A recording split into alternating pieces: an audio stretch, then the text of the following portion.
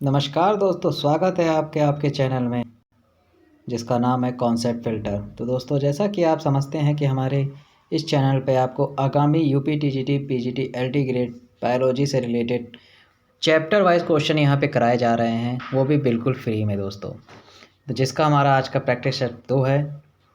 तो चलिए दोस्तों शुरू करते हैं। शुरू करने से पहले बस आपसे एक ही रिक्वेस्ट है कि अगर चैनल पे बताए गए दिखाए गए क्वेश्चन आपको पसंद आते हैं दोस्तों, और आपको लगते हैं कि आप में कुछ एग्ज़ाम में हेल्प कर सकते हैं, तो दोस्तों चैनल को सब्सक्राइब जरूर करिएगा, क्योंकि यहाँ डेली आपको UP TGT PGT LT grade biology से रिलेटेड एक एक क्वेश्चन आपको देखने को मिलेंगे, वो भी चैप्टर वाइज क्वेश्चन, जो कि आपके पूरे यूट्यूब पे कोई नहीं देख सका। तो दोस्तों चलिए शुरू करते हैं।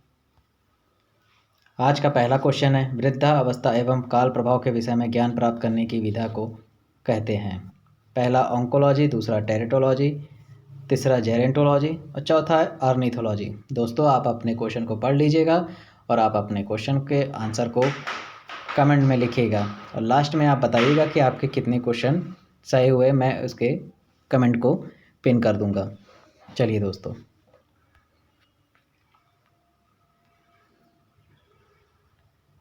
आपका पहला का क्वेश्चन का आंसर होगा जेरेंटोलॉजी। नेक्स्ट क्वेश्चन है, वीनस फूलों की टोकरी किसका साधारण नाम है। वीनस फूलों की टोकरी किसका साधारण नाम है। साइकॉन का, यूप्लेक्टोला का, स्पॉन्जिया का या ल्यूकोसोलेनिया का। आप देखेंगे दोस्तों कि क्वेश्चन बहुत ही यूनिक है और यूपी टीजीटी के सिलेबस से मिलता जुलता ही पूछा जा रहा है। कोई ऐसा आलतू फालतू क्वेश्चन यहाँ पे नहीं कराया जाएगा। इसका आंसर है यूप्लेक्टेला। नेक्स्ट क्वेश्चन, स्पंजों का लक्षण है जलीय, स्थलीय, छिद्रयुक्त शरीर, सजीव तथा निर्जीव के बीच की कड़ी। तो दोस्तों ये जो 1 और 2 क्वेश्चन का जो सीरियल नंबर है वो शायद थोड़ा सा मिस्टेक हो गया, तो उस पर आप ध्यान ना दीजिएगा। आप सिर्फ क्वेश्चन देखिए और आंसर दीजिए, और अपने आंसर को कमेंट में पिन करिए दोस्तों। ठीक, क्या है दोस्तों, छिद्रयुक्त शरीर। स्पंजों का क्या लक्षण होता है, छिद्रयुक्त शरीर। कॉलर कोशिकाएं पाई जाती हैं स्पंजों में, बालू कृमि में, हाइड्रा में या तारामीन मछली में। आपका आंसर है स्पंजों में। पोरीफेरा में कंकाल निर्माण करने वाली कोशिकाएं होती हैं।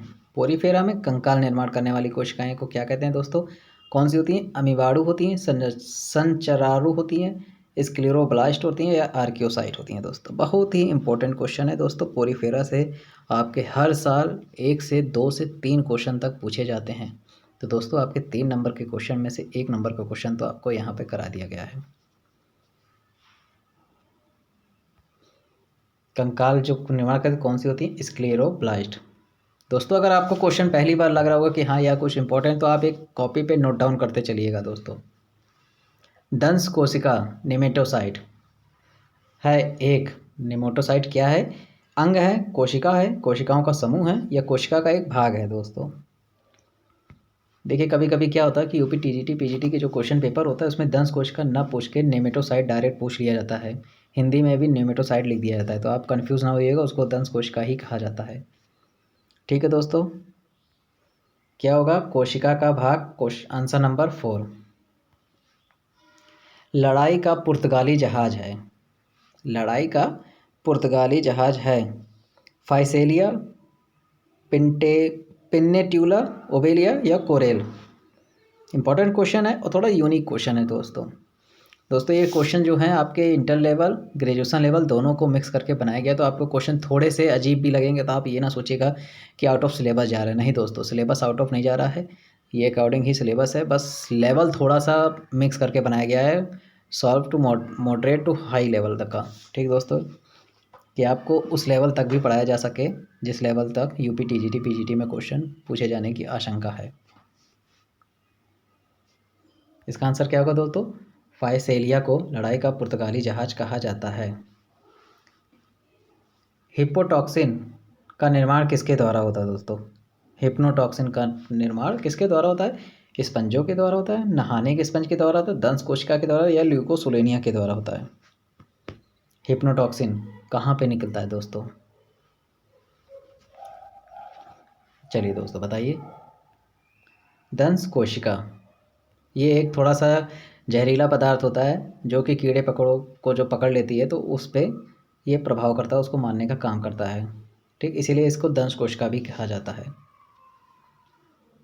बहुनाल कोरेल ओरिजिन पाइप कोरेल है। एस्ट्रिया, ट्यूबिफोरा, हेलियोपोरा, फंजिया। दोस्तों आप इंग्लिश में भी कुछ ना कुछ तो समझते चलिएगा या नोट डाउन करते चलिएगा, क्योंकि यूपी टीजीटी पीजीटी के पेपर में इंग्लिश टर्म को हिंदी में हूबहू लिख दिया जाता है और बच्चे कंफ्यूज उसी में होते हैं दोस्तों कि यार मैंने तो पढ़ा था बहुनाल कोरल, अब वो तो खाया नहीं है, लेकिन जब वो पहुँचते हैं कहते हैं यार ये तो मैं पढ़ के गया था, बस इंग्लिश में नहीं टर्म पढ़ा था। तो एग्जामिनर क्या करता है, पेपर को टफ बनाने के लिए, जबकि वो टफ होता नहीं है, वो इंग्लिश टर्म को हिंदी में ही हूबहू लिख देता है, जिससे आप कंफ्यूज हो जाएंगे। तो इसलिए इंग्लिश टर्म को भी पढ़ते चलिएगा। आपका आंसर होगा ट्यूबिफोरा, ऑप्शन नंबर बी। हाइड्रा की शरीर गुहा कहलाती है। शरीर गुहा क्या कहलाती है? आंतर गुहा, आंत्र गुहा, जठरवाहिनी गुहा या ए तथा सी दोनों? ए तथा सी क्या हो गया? आंतर गुहा और जठरवाहिनी गुहा। हाइड्रा की जो बॉडी वॉल होती है, बॉडी कैविटी, वो क्या कहलाती है? वो तो आपके आंसर होंगे ए तथा सी दोनों, ऑप्शन नंबर डी।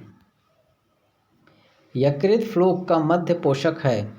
यकृत फ्लूक का जो मध्य पोषक है वो क्या है? मनुष्य है, शुअर है, घोंघा है या फिर मच्छर है? चलिए दोस्तों फटाफट आंसर दीजिए। दोस्तों अगर आपको क्वेश्चन अच्छे लग रहे होंगे और लग रहा होगा कि हाँ यार यूपी टीजीटी लेवल के क्वेश्चन है, तो वीडियो को लाइक ज़रूर कर दीजिए दोस्तों। बहुत मेहनत लगती है एडिट करने में, क्वेश्चन को लाने में, फिर उसको आप तक पहुँचाने में। दोस्तों एक नया चैनल है, नए चैनल को सपोर्ट को दिखाइए दोस्तों। आपके लिए हम मेहनत कर रहे हैं, तो हमारी मेहनत को आप थोड़ा सा मोटिवेशन के लिए ही लाइक कर दीजिए, सब्सक्राइब कर दीजिएगा दोस्तों, और अपने दोस्तों में सब्सक्राइब जरूर करवाइएगा। यकृत फ्लूक का मुख्य मध्य पोषक क्या है दोस्तों? घोंघा। ज्वाला कोशिकाएं फ्लेम सेल्स पाई जाती हैं पोरीफेरा में, सेलेंट्रेटा में, प्लेटी हेलमिंथीज में या एस्के हेलमिंथीज में? ज्वाला कोशिकाएं दोस्तों, इसको आप मोस्ट इंपॉर्टेंट रख लीजिए, मोस्ट इंपॉर्टेंट की कैटेगरी में आप इसको रखिएगा। आई होप आपने इसको बता दिया होगा, प्लेटी हेलमिंथीज में। बच्चों में पाए जाने वाला सामान्य कृमि है, बच्चों में जो कृमि पाया जाता है नॉर्मल, वो कौन सा है? एंटीरोबियस वर्मिक्यूलेरिस, ऑक्सीक्यूरस वर्मिक्यूलेरिस या डेरिकनक्यूलस मेडिनेंसिस या क्या नाम है भाई इसका, ब्रूजिया मलाई तथा बुजिया टिमोरी। बहुत टफ है यार क्वेश्चन। बायो जब आप इंटर लेवल से ऊपर जाएंगे तो दोस्तों ऐसे ही टफ टफ टर्म आपको देखने को मिलेंगे, और मैंने सारे जगह से क्वेश्चन को पुटअप किया है दोस्तों। बहुत मेहनत लगती है दोस्तों, रात भर की मेहनत है ये पूरी, जो आप तक वीडियो को मैं पहुंचा रहा हूँ। एंटीरोब्यूरस वर्मिक्यूलेरिस बच्चों में पाया जाना, ये सामान्य तरह का कृमि है जिससे बच्चों में दस्त हो जाता है। कशा कृमि है, वाइप वर्म है। देखिए दोस्तों हिंदी क्या है? कशा कृमि, लेकिन आप इंग्लिश भी टर्म याद रखिए, वाइप वर्म किसे कहते हैं? कशा कृमि को कहते हैं। इसका ऑप्शन है एनसाइक्लोस्टोमा, ट्राइक्यूरिस, एंटीरोबियस या फिर ट्राइकिनेला। वाइप वर्म किसे कहते हैं दोस्तों? आई होप आपने आंसर दे दिया होगा, ट्राइक्यूरिस। ठीक, ऑप्शन नंबर बी, कशाकृमि को कहते हैं ट्राइक्यूरिस। केंचुए के उत्सर्जी अंग हैं, केंचुए में जो उत्सर्जी अंग पाए जाते हैं वो क्या कहलाते हैं? मोस्ट इंपॉर्टेंट क्वेश्चन है दोस्तों, यूपी टीजीटी 2021 वाले में ये क्वेश्चन पूछा गया था। ज्वाला कोशिकाएं, प्रगुहा, नेफ्रेटिया या प्रेषणी? अपने क्वेश्चन को आप पिन करिएगा कमेंट में ज़रूर, लास्ट में आप पूरे टोटल बताइएगा। नेफ्रेटिया। किसके रुधिर प्लाज्मा में हीमोग्लोबिन घुला रहता है कहाँ चला गया? अच्छा कट गया, चलो कोई बात नहीं। मेंढक के, खरगोश के, तिलचट्टा के या फिर केचुआ के? बताइए दोस्तों। दोस्तों आपको पूरे यूट्यूब पे UP TGT PGT LT grade biology से रिलेटेड खासकर कोई भी ऐसा कोई पर्टिकुलर चैनल नहीं मिलेगा जो सिर्फ आपको बायोलॉजी के प्रीवियस ईयर क्वेश्चन को सॉल्व कराए, और ऐसे क्वेश्चन जो कि आपके एग्ज़ाम से रिलेटेड हो। ये केवल एकमात्र चैनल है।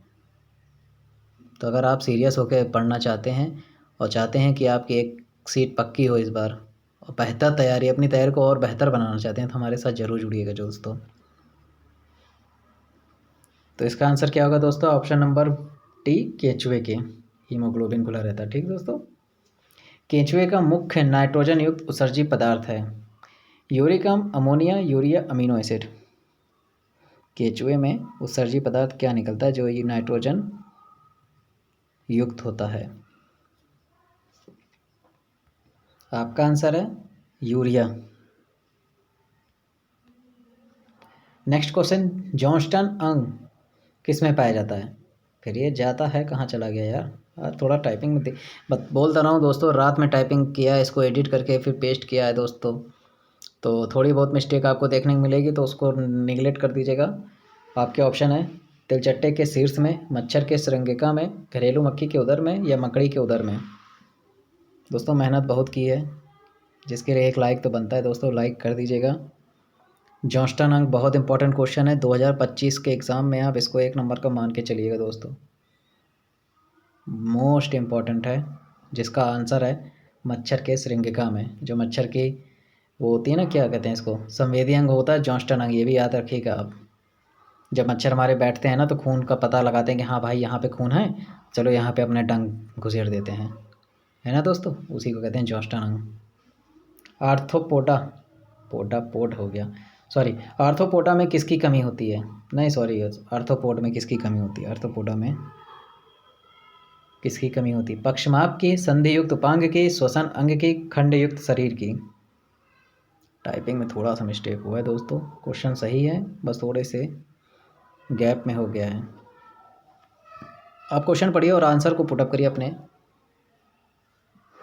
तो आर्थ्रोपोड में किसकी कमी होती है दोस्तों? आपके आंसर है पक्षमाप की। नेक्स्ट क्वेश्चन है, घरेलू मक्खी का मैगेट होता है। बहुत इंपॉर्टेंट क्वेश्चन है 2025 के लिहाज से दोस्तों, इंपॉर्टेंट है बहुत। मैगेट किस में पाया जाता है ये भी पूछ लेता है कभी कभी, घरेलू मक्खी में, हाउस, और 3-4 ऑप्शन आपको दे देगा, तो आपको याद रखना है कि हाउस फ्लाई में पाया जाता है। मैगेट क्या होता है? प्यूपा होता है, लार्वा होता है, कोशक्स होता है, या पूर्ण कीट होता है? मैगेट ये भी पूछ लेता है, मैगेट किसका रूपांतरण है? ठीक ना दोस्तों, एक ही पॉइंट से, एक ही वर्ड से कितने क्वेश्चन बनते हैं आप इसको समझेंगे अब। तो जो मैगेट होता है दोस्तों वो होता है लार्वा। ठीक ना, मक्खी का लार्वे को क्या कहते हैं? तो ये भी पूछ सकते हैं, मक्खी का लार्वे को क्या कहते हैं? मैगेट कहते हैं दोस्तों। रॉयल जेली स्त्रावित होती है कर्मक द्वारा, रानी मक्खी द्वारा, मध्य गुंजक द्वारा, इन सभी के द्वारा। रॉयल जेली स्त्रावित होती है दोस्तों, आपको बताना है किसके द्वारा होती है। आई होप क्वेश्चन आपको थोड़े से डिफरेंट लग रहे होंगे, थोड़े से आपके पढ़े हुए लग रहे होंगे, तो जो पढ़े हुए हैं उसका तो आंसर आपको 100% आते होंगे, आई होप। तो अब जो क्वेश्चन आपको टफ लग रहे हैं वो समझ लीजिए कि ग्रेजुएशन लेवल के हैं, जिसको मैं यहाँ पे आपको करा रहा हूँ, तो आपको दोनों तैयारी एक ही साथ हो जा रही है दोस्तों। ठीक, अब क्या है, कर्मक द्वारा होता है। ठीक दोस्तों, पात नलिकाएँ, फूड ट्यूब पाई जाती हैं तिलचट्टे में, कैटफिश में, कटलमीन में, या तारामीन में? फटाफट आंसर दीजिए दोस्तों, और अपनी तैयारी को, अपने सीट बेल्ट को कस के बांध लीजिए दोस्तों, क्योंकि आपको भी पता है कि एग्ज़ाम होने वाले हैं, किसी भी कीमत पे टलेंगे नहीं, क्योंकि सरकार को भी जवाब देनी है। 2 महीने 2 साल से सब बच्चे इंतज़ार कर रहे हैं, तो किसी की तैयारी बीच में छूट गई होगी दोस्तों, और कोई कंटिन्यू किया होगा, तो जिनकी छूट गई होगी वो आपके पास एक अच्छा मौका है अपनी पकड़ को तेज़ बनाने का, अपनी एक सीट पक्की करने का दोस्तों। अगर ये चांस गया तो आने वाले समय में नौकरियां संविदा पे होने के पूरी सरकार की मंशा है कि अब उस नौकरियां संविदा पे करा दी जाएगी, क्योंकि उनको संविदा पे टीचर मिल जाएंगे तो वो रेगुलर बेस पे टीचर नहीं रखेंगे जाएंगे। कॉलेजेस घटते जा रहे हैं, सारे टीचर्स की वैकेंसी भी घट जाएगी दोस्तों। तो इसलिए जो भी है थोड़ा सा मन लगा के पढ़िए, ये मत सोचिए कि यार मैं क्या करूं क्या ना करूं, कितना पढूं, मुझे सब आता है तो भी पढ़िए। आप अपने स्ट्रॉन्ग को इतना तेज़ बनाइए, इतनी अपने ऑप्शन को इतना वो करिए कि आपको देखते ही ऑप्शन पता चल जाएगा, यार तो ये तो गलत हो ही नहीं सकता मुझसे, इस लेवल कॉन्फिडेंस रखिए। पात नलिकाएँ किस में पाई जाती हैं दोस्तों? तारामीन में पाई जाती हैं। ठीक, नेक्स्ट क्वेश्चन है, अरीय समिति पाई जाती है, एरियल सिमेट्री, एनाफ्रीज में, तिलचट्टे में, एस्टेरियस में, या घोंगे में? और ये सममिति पाई जाती है एनाफिलीज में, तिलचट्टे में, एस्टेरियासिस में, घोंघे में। अपने आंसर को पिन करिए दोस्तों।